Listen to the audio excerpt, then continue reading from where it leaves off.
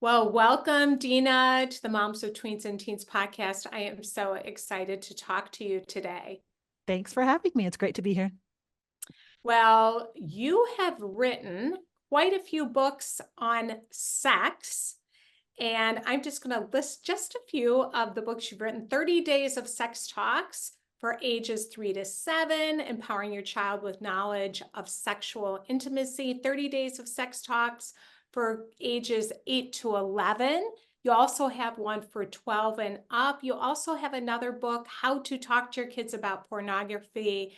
So we are going to be talking all about sex today and how to talk to our kids. So I am excited and scared and uncomfortable to talk about these things that we need to be talking about. I just want to launch in, and I'm so curious to know, like, how did you get into this? So, great question. So, because a lot of people that are in the same movement and doing this, they usually have had issues come up in their life. They've had spouses with problems or whatever. But for me, it was a little different. It was just one day, we had just moved, and I was kind of deciding what I wanted to do next in my life. All of my kids were in school. I was a stay-home mom. And I read this article on Facebook about teen porn consumption. And I could not believe it. I literally was sitting there being like, no, this can't be right. So I started researching. I started trying to figure out what was going on. And it led me to realize, oh my gosh, okay, because I had never watched online pornography. I had never seen it. I had seen magazines growing up here and there at a bookstore or whatever, and I was floored. I saw how misogynistic it was. I saw the violence in it. I saw the false counterfeit sex they were showing and realized how many kids were watching it. And I thought to myself, okay, I got to do something about this. And it was like a fire inside me. I thought, I've got to talk to as many parents as I possibly can about this topic. So I started talking to friends, family members. I was even at the gym asking the people next to me, have you heard about this? Do you know this? And I realized a couple things. First, I realized a lot of parents had no idea what their kids were looking at. Everybody had the not my child viewpoint.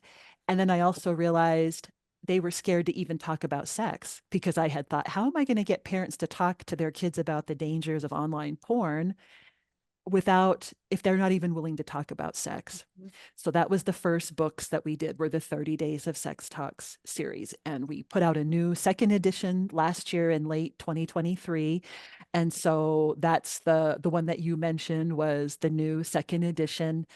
And so that was the first books we did. And then a couple years later, we kind of were like, okay, it's time to kick it up a notch. We want parents to really feel comfortable diving in.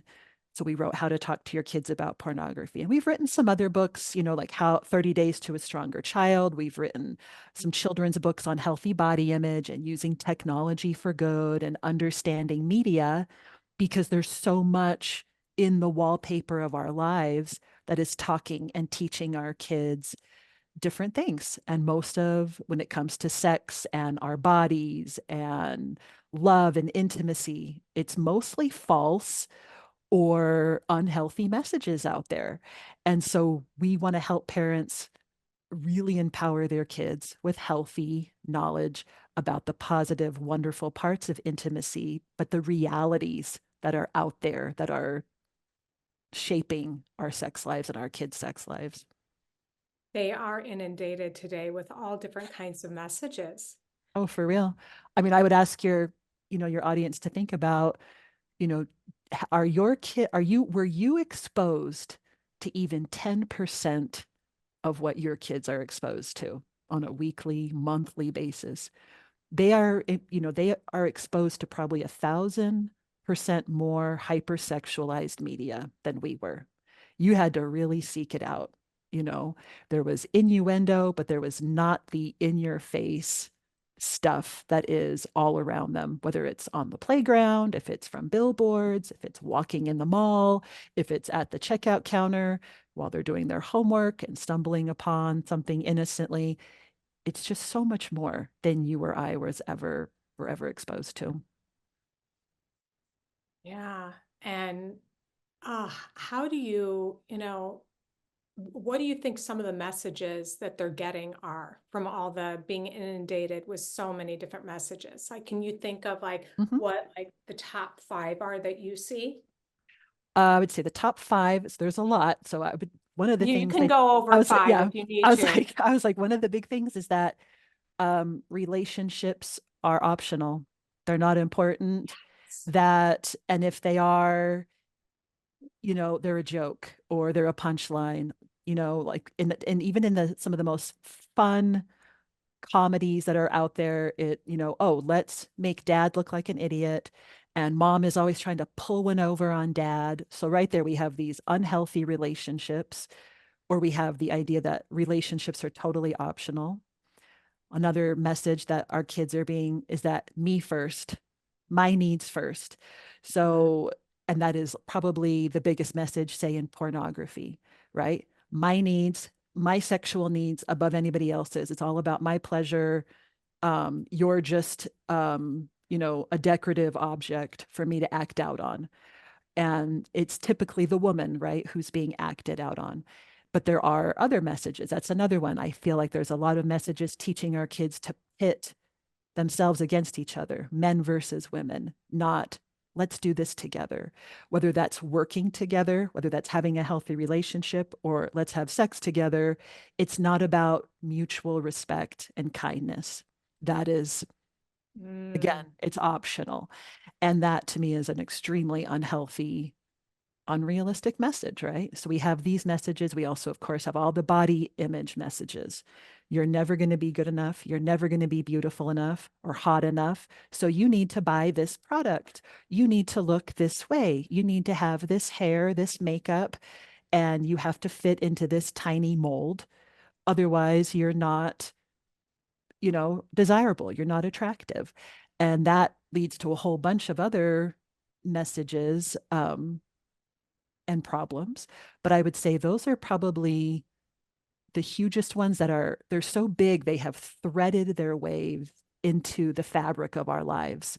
These negative messages about our bodies, about genders, and about relationships, because they're harmful. They're basically the things that are pulling our culture apart, of just not having kindness and love for each other. It's ridiculously, just damaging to all of us, individuals, as couples, as a culture.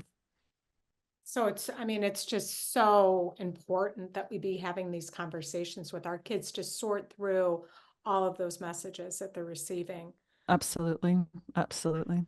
I'm curious, it's just, I don't even have this down to ask you, but I was at a wedding and it was interesting because a conversation came up around teenagers, college kids, 20, kids in their 20s, not dating Ooh, and not yes, having the relationship. So I thought that was interesting that you said relationships are optional. And I also know that we live in a big hookup culture now. definitely. Do you find that that's true that that they're not dating as much? There's definitely not as much dating, and dating has definitely changed. So, what I am seeing, and I saw that this has been happening for years. When my daughter was first, we had a rule about no dating until 16 in our family. And what I noticed, so this was kind of like my first clue that led me to research, was seeing that the relationship was happening here on our phones, right? And I remember telling my daughter, you're not going to have a texting relationship with this boy. You are going to have conversations. You need to be talking to each other on the phone. And I was not saying like this was going to be some sort of huge, long lasting commitment, but I wanted my daughter to learn how to talk to the opposite sex, to Mm-hmm. have a relationship, that was part of the whole point of dating is practice, right? It's not, we kind of forget to teach our kids a lot of things with dating, but particularly that this is about practice, that this is not, that the point of dating is not to get to sex. That can, Mm. in a committed relationship or whatever your values are on that, that's one of the parts of it, perhaps, but that's not the point of dating. It's not to get to sex. It is to learn how to behave. It's to have a good time. It's to learn what you like and what you don't like. And so we had some discussions about that. And I remember after a couple weeks, I gave her this little book of questions, where you ask things like, oh, what would you do with $1 million? Or what's the best thing that, has happened to you this school year or whatever. I mean, these were not deep questions, but it was to get them talking. After a couple weeks, she came to me and she was like, Mom, I'm so glad you said that to me. This is awesome. I am having so much fun. I am learning so much, da da da da. And basically, because of that, my daughter taught 4 different boys throughout high school how to talk and how to behave on a date, because I was like, you don't make the majority of this dating of being on your phone. And she would talk to me about that. And it was something I've heard from tons of parents of where these kids they'll text each other or Snapchat, they'll snap each other just pictures, right? Not even Yeah. conversation, pictures for weeks. And then they'll have a date, right? And that at that point, they think they are in a full-blown relationship. And you and I might be like, what? What are you talking about? But that is how the culture has shifted and how their thoughts and brains have shifted, that a relationship, a full-blown relationship, can happen 90% through the phone, right? So that is a huge shift and something that we as parents, I think, need to be aware of, not just for our kids in high school, but even our college kids that Mm-hmm. are dating, and helping them to realize and understand there's so much more. There's Mm-hmm. so much more to this that can be, and that they're missing out, right? So that's a huge factor, is that we as parents, we need to prepare our kids to date and have some different conversations of etiquette and how to behave on a date. You'd be surprised at what they're missing, things that we think are natural, normal, and that every kid knows because we knew it just from conversations in high school, even if we didn't date that much. I did not date that much in high school, but I knew how to behave on a date because I went out with friends and groups and this and that. So I remember having a friend who they were so proud that their child wasn't dating very much. And to me, this was a red flag. I'm like, that's because your child is at home playing video games. Or Mm. your son is there and your daughter is scrolling through social media. How is that healthier than going on dates?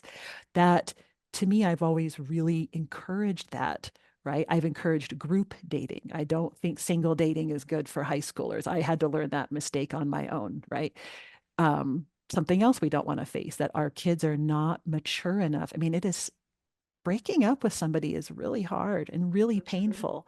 And our Mhm. kids are facing so much pain already that, to me, we want to encourage them again to get that practice, to have that socialization. But we don't want to be like, yeah, get a boyfriend. They are so not ready. And it is that much more painful for Yeah. them. Wow. Wow. So many things that you said were good.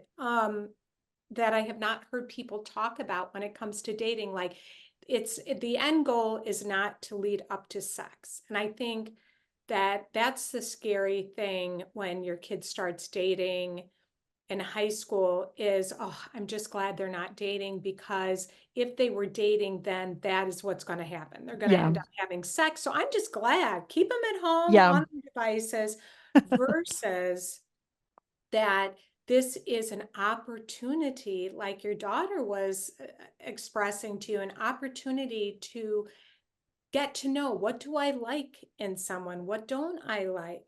How do I have a meaningful conversation to really find out who this person is and what I want in the future in a mate? What does that look like? and that And it is a skill set, because again, yes. even dating is a skill set. Just like we taught our kids how to tie their shoes, we did these things, potty training, right? We were so on top of these things, oh, how to read and write.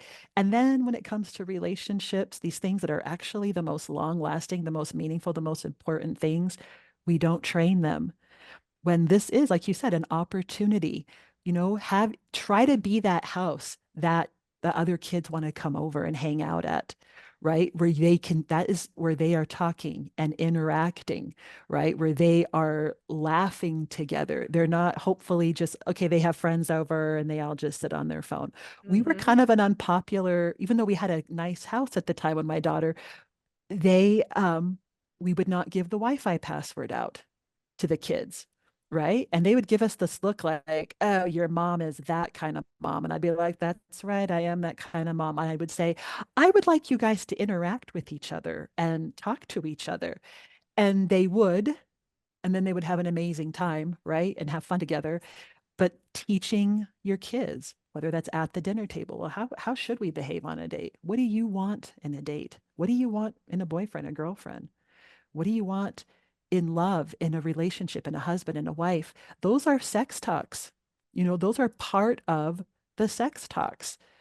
People think, oh, it's a dating That is part of this whole thing of you're preparing your child and your teenager to eventually have great relationships and a great sex life.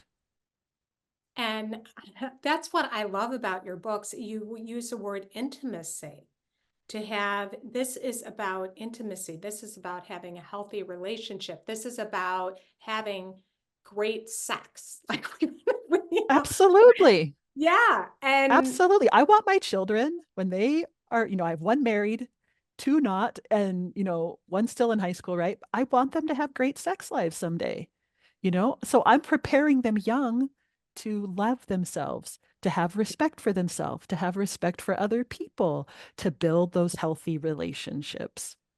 I mean, I want that as much as I want them to have, say, good careers. I want them more to have great relationships and to have love and the best things of life, right?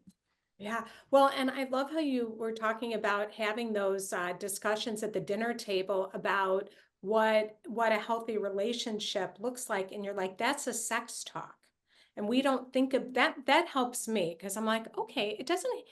That is connected to having healthy relationships and eventually having sex, right? But Absolutely. our kids are getting it all backwards. So let's jump in to how do we talk to them about sex? Like, where do we start? Great It's so question. scary.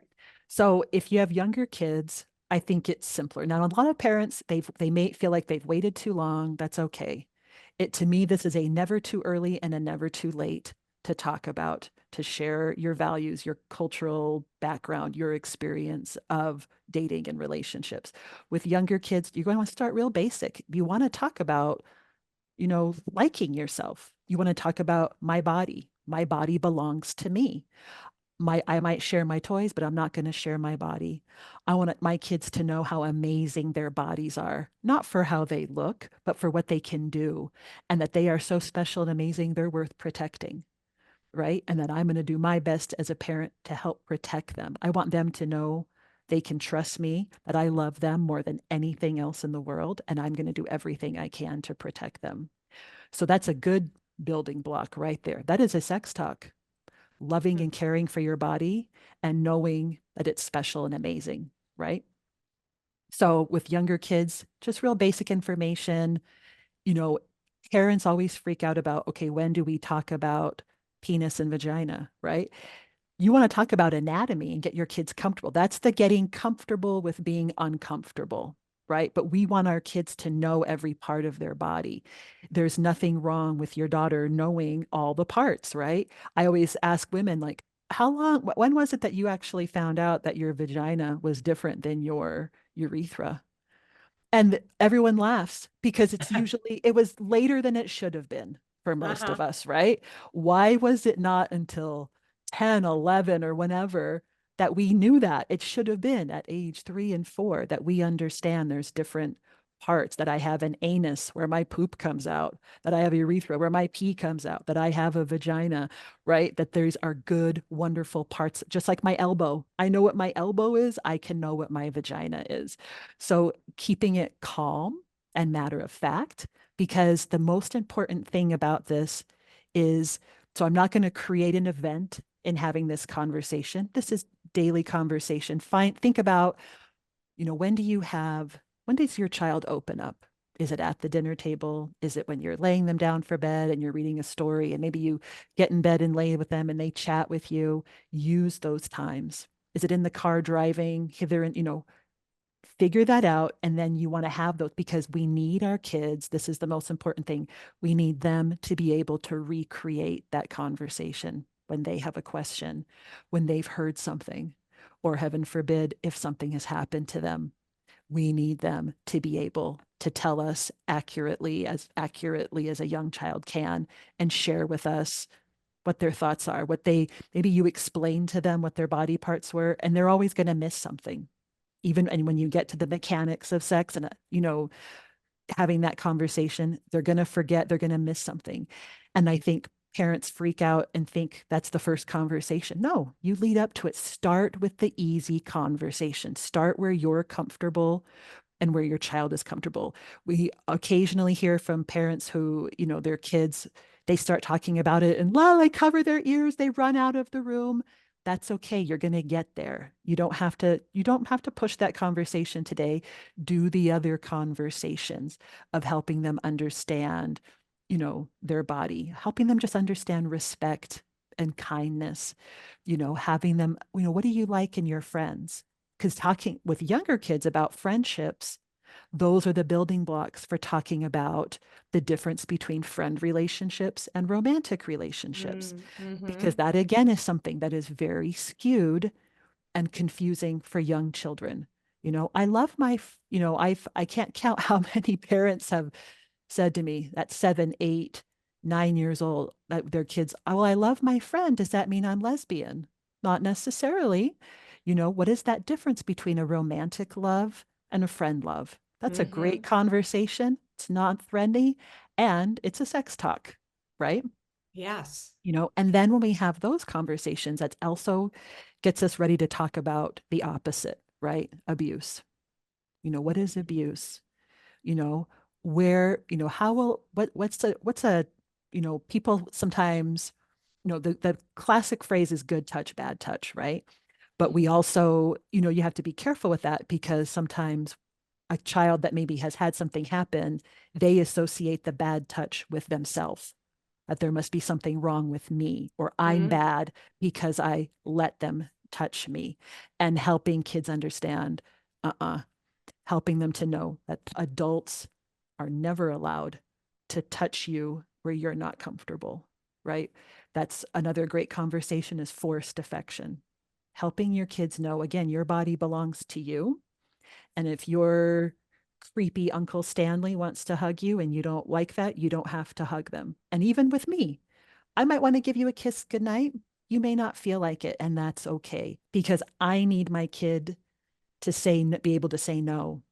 I need them to have the understanding that it's okay to say no to an adult, because that was Yes. something I was for sure never taught, and I never would have thought, you know, and luckily I did say no a couple of times when somebody did try to touch me inappropriately. I don't know where that came from. That might have just been me as a child, but I wanted my kids to have that power to know, Yes. you don't say no to mom when she asks you to clean up your room, but you can say no to this person who wants to touch you or hug you, even a pat on the shoulder. So that's a great conversation right there. Is just touch. What do Mm. you like? There are kids who don't like to snuggle. Most kids do, but there's some kids that they Yeah. don't, right? Yeah. So help finding out what do you like? Do you like a kiss goodnight? Would you prefer a hug? Would you prefer a high five? That is a great conversation to be had more than once, because it evolves over time of what your kids like and don't like as far as affection. So to help them distinguish what they are okay with and what they should expect from other people. What is the respect that you deserve and that your body deserves? That is okay, and that it's okay to change over time. And it's okay to be mad at mom and maybe you don't feel like giving me a hug tonight. That's okay, because it's your body. So that's a great dinner conversation, bedtime conversation that can help you to have other discussions about, what can we do if an adult or an older child wants to touch us, and we know that that it's a place that my bathing suit covers, so I know I don't want to be touched there, or they should not be touching me there. What can we do? Who can we talk to? And then another great conversation that leads from that is, who are the people we trust? Now, Mm. this is one that a lot of parents, this is where, like, it might get people, I think it's more the parents that have hangups and get scared, right? But the people you trust 100% with your kids, that should be a very short list, and like we've lived in different places, and I basically, because I've moved a lot with my kids, so I didn't have people I knew for 10, 15 years. These were sometimes people I only knew for 2 or 3 years. But I basically was very observant of my friends, the husband and the wife, and there was typically only one family in my community, maybe two, that I trusted 100%. Like I'm not a believer in sleepovers, but if something happened, like we had to get out of town or there was an emergency, who were that small group of people? Mhm. Like it may not be all of your siblings or your cousins, and I am a religious person. I go to church. I did not trust my whole congregation. Mhm. I just didn't know them. And I am willing to know. I mean, and hopefully your audience knows, 90% of sexual abuse happens from people we know, not strangers, 90%. 90%. And that is scout leaders, coaches, people at church, people in our neighborhood, step siblings, brothers, sisters, aunts, uncles, right? We need to be really real Mhm. with that and understanding that that is where most of sexual abuse happens, not from strangers. It's the people we know. So that's Yes. why that list, now you doesn't mean you're not friendly and loving and kind to the people in your community and your neighbors, but that doesn't mean you're going to, I'm in a rush, I'm in an emergency, I'm just going to trust my neighbor for this half a day while I go sort this out, or whatever. I need to have that small group of people that I know I can trust and trust with my children's lives and future self-worth, right? So that's a good conversation for us. It's a good Mhm. conversation with your partner. Who do we 100% trust? Like I said, it should be a Mhm. small list, and helping your kids know who that small list is, because they might think it's everybody. Oh, it's everybody. It's all my teachers at the preschool. It's this, it's that. We love those people. They're good people, but these are the people we'd 100% trust. And that's a conversation that evolves if you move, or if as you get to know people better, etc. But that's a great conversation right there. So there's lots of conversations.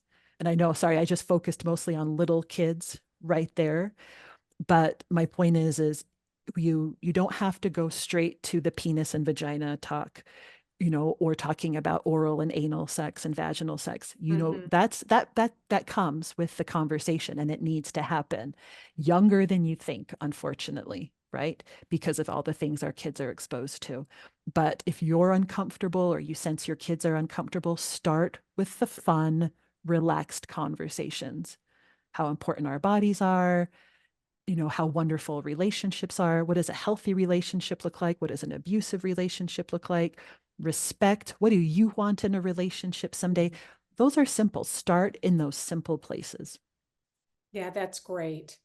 And then how are your books different as you get into, you write one for 12 and up. So I'm sure you tackle a lot more of the tough things. And being tweens and teens, I'm thinking, how do you start? Let's say you haven't really been laying that foundation, our listeners. And I love that you said this does not have to be a one-time event conversation. It should not be. And It yeah, should not be. Yeah. yes, yes. This is weaving in healthy relationships and all of those different questions you brought up. What are Yeah. some of the things that you're talking about in your book, which is excellent, by the way, that we need to be talking to our tweens and teens about? So great question. So in the 8 to 11 book, I'll just give you a little cap there so you can understand the context of the 12 plus. So in the 8 to 11, we have a few of the things from the 3 to 7, right? How important our bodies are, predators, how predators groom children. We even start the conversations of LGBTQ discussions, different types of family. And this is all done in a very open situation where I want my books to appeal and be helpful. That's the most important thing, to parents of any background. So it leaves parents with the opportunity to put your values and your cultural background, your feelings on it. So the questions are more just like, well, what do you know? What does LGBTQ mean? That's a conversation, tweens and teens. What do you know? Who do you know that's gay or lesbian? Okay. What are the kids at school saying? Okay. You have a gay friend. That's awesome. Great.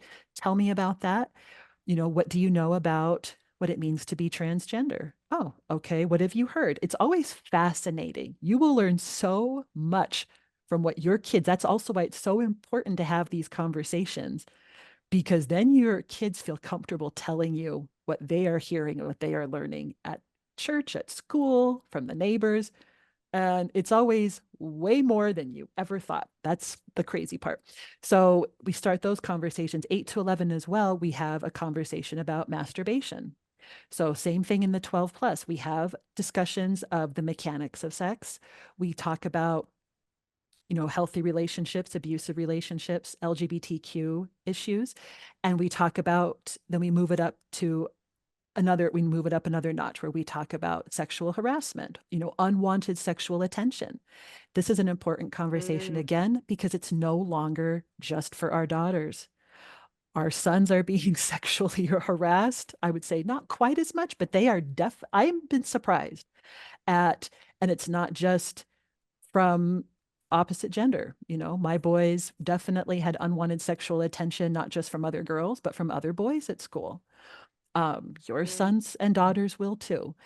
And from unlikely places, meaning it's not just at school, it's not just peers. You'll be surprised at what neighbors and teachers are okay saying to your mm, kids. mhm, Another hugely important conversation, of course, in the 12 plus range and even younger, if your kids are mature enough, is a discussion about consent and understanding what consent really means.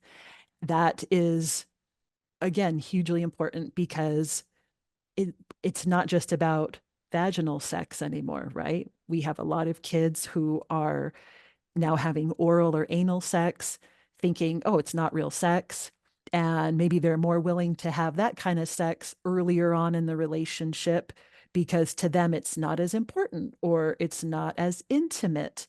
And we need to be talking to our kids about all the types of sex and what they mean, because that also will help you understand what it means for your child, because I guarantee it means something different for them, because our kids are being groomed by the culture in a different way, because oral and anal sex are being portrayed as maybe third base now, second base mhm. even.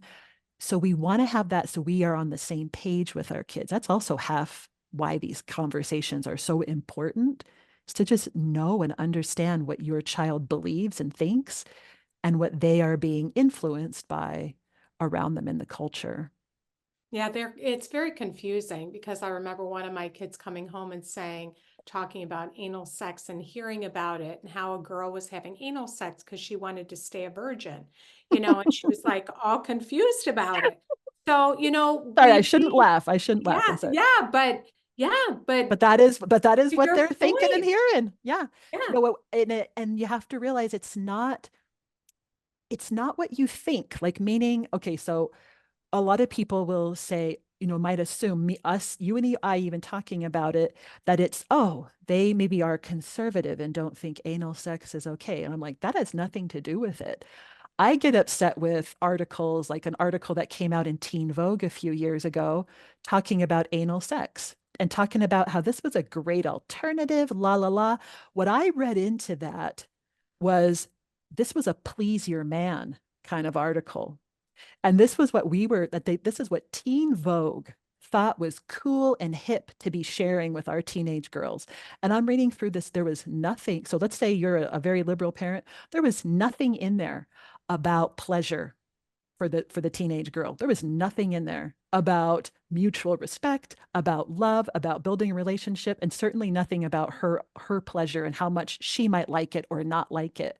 And I found that shocking and it angered me that I was like, they're selling this to teenage girls as a great alternative, but it has nothing to do with the health, self-esteem, self-worth of the teenage girl.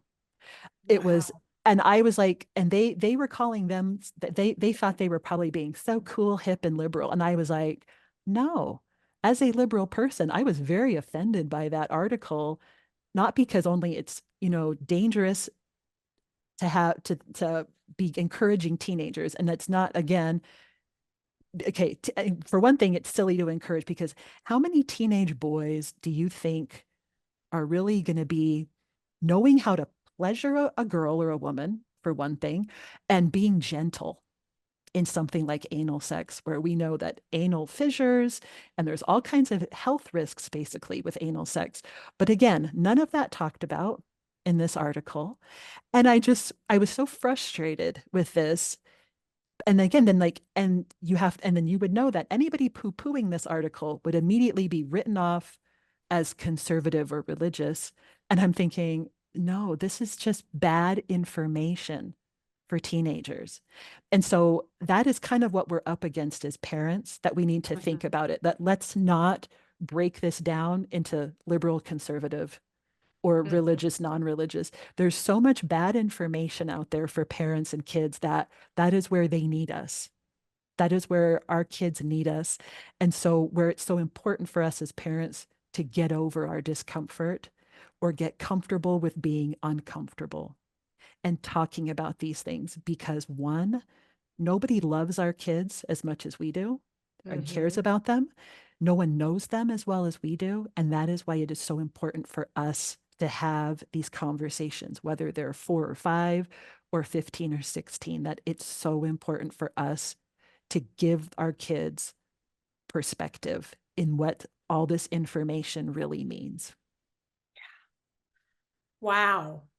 I did not know that article, and just missing that all those important conversations in that article that they did not address. And I'm thinking, as you were talking about the different questions to ask our kids, how do you broach? I think one of the things that's scary as a parent about talking about whatever your beliefs are, about talking about like lesbian and gay and all those things, is how do we not put our own, uh, how do we keep it to our values? And how do we also have those open conversations where we're not coming off judgmental or we're trying to push our own agenda? That's, I think, It's really important. confusing. And I how think, do we do that? Because some of the questions you ask, I'm like, oh, that might yeah, be kind of scary to ask. And it, then it what do I say? so the most important thing for that, for especially like an LGBTQ discussion, is one, is to not assume that you know if your child is gay or straight. So I want to approach this in the most loving way possible. So that to me is the biggest, most important rule, that as I approach this, because if I'm approaching it without the assumption, if I'm thinking, yeah, there's a possibility my child would be is gay, so I am not going to approach this in a negative way. I am not going to put down being gay or straight, pansexual, transgender. I'm not going to approach it that way. So that's where I want to just start out real basic and just, hey, I was reading something today, or hey, I just got this book and it made me think about this. And I just wanted to know, what do you know about being gay and lesbian? What does that mean? Okay. What do you think about that? Okay. Great. Do you have any friends that have talked about it or expressed an interest? And you gather that information. That first helps you to know your child's thoughts. Because remember, we want to meet them where they're at. So if they know nothing, okay, well, we want to share what we know. And like all of us have a friend or neighbor. Oh, well, do you know so and so? Okay, well, yeah, she's a lesbian and she's, a friend of ours. And, she has her partner, okay, what does that mean? Yeah, they love each other. They have a different kind of relationship.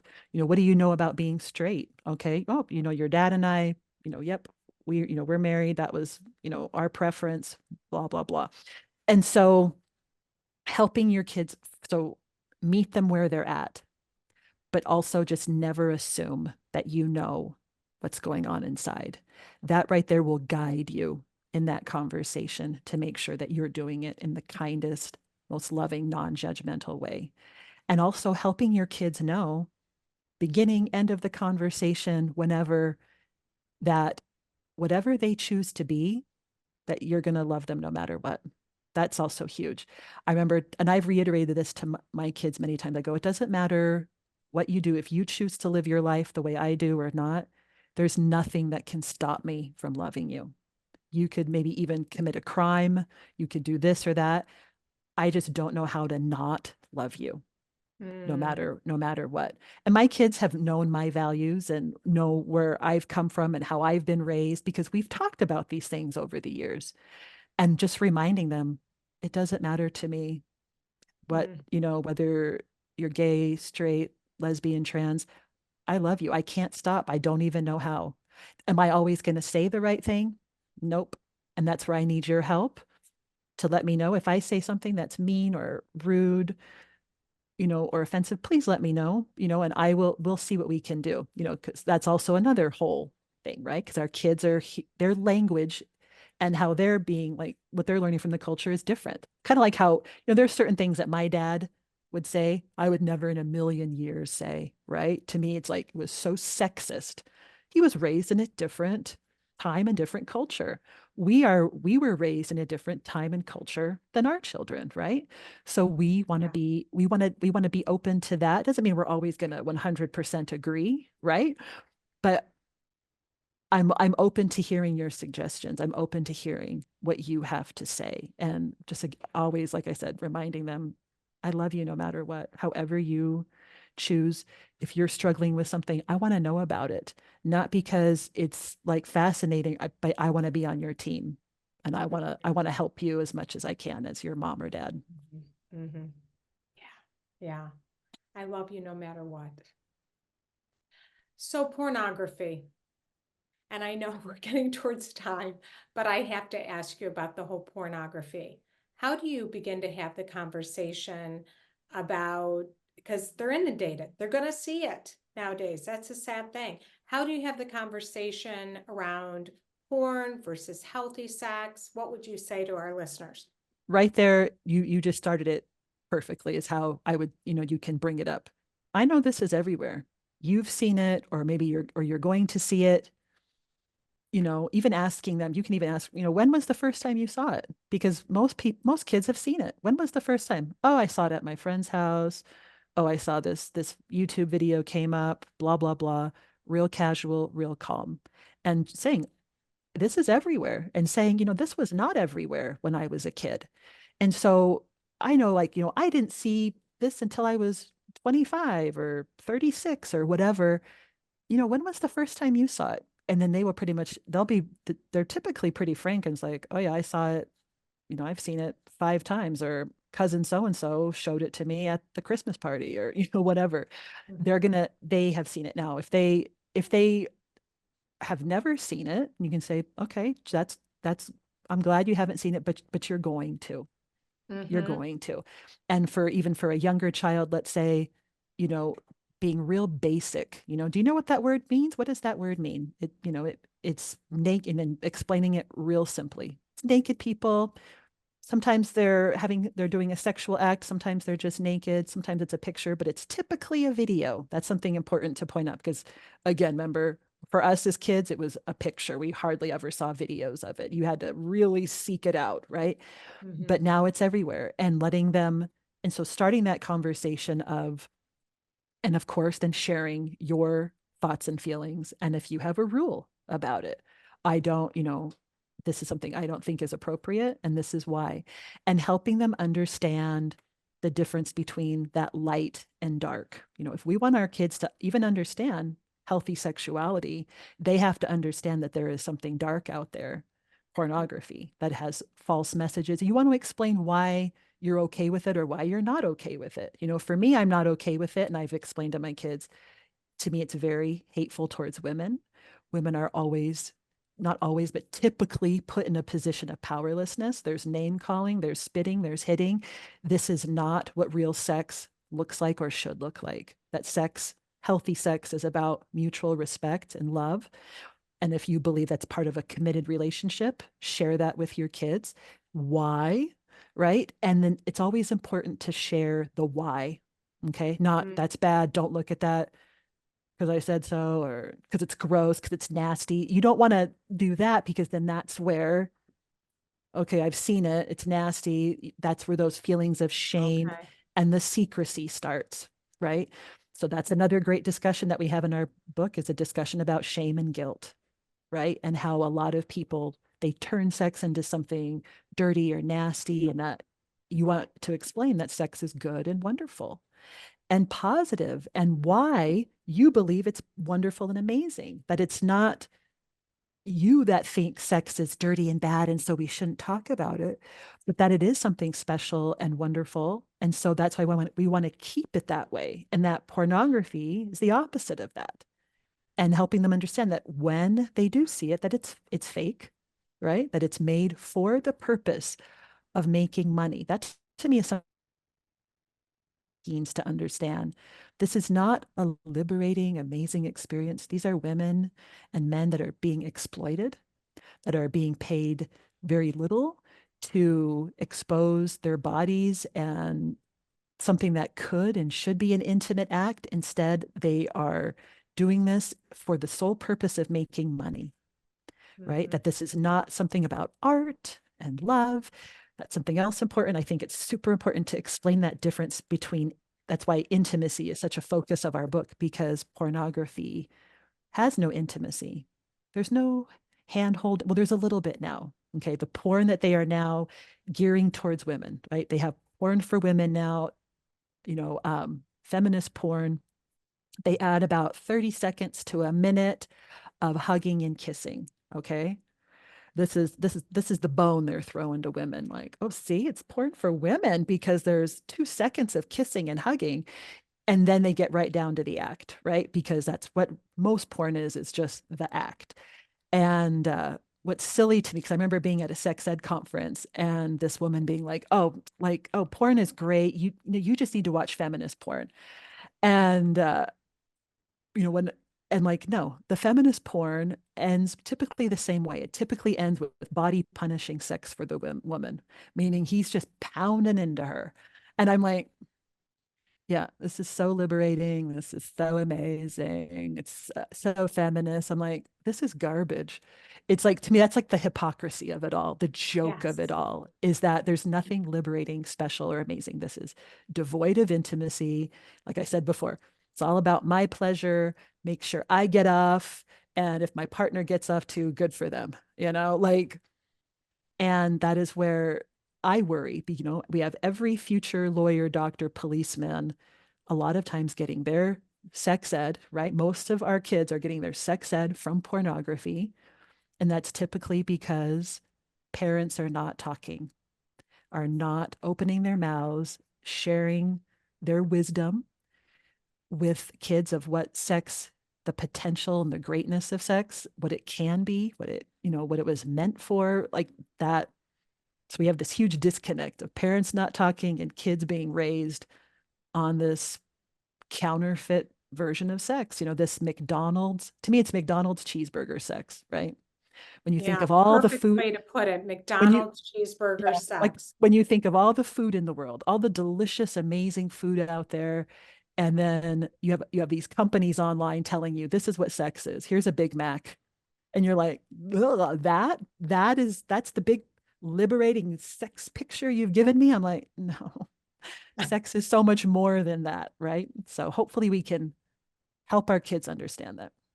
And that's why we need you and need to order your books. And I did order your book for the younger kids for my grandkids today. Oh, So I'm awesome. so Thank you. excited to like start in, give it to my daughter to share with them too, because we need to be having these conversations. And I do have a video series that is coming out in the next couple weeks for parents who are super busy and are not able to, sit down and read the book, even though the books are broken down into little lessons. Now I have a video series coming out where parents can watch or listen to it, get the ideas. They'll get a digital copy of the book as part of it, and makes it even simpler. So Love it. Okay, I'm excited about that.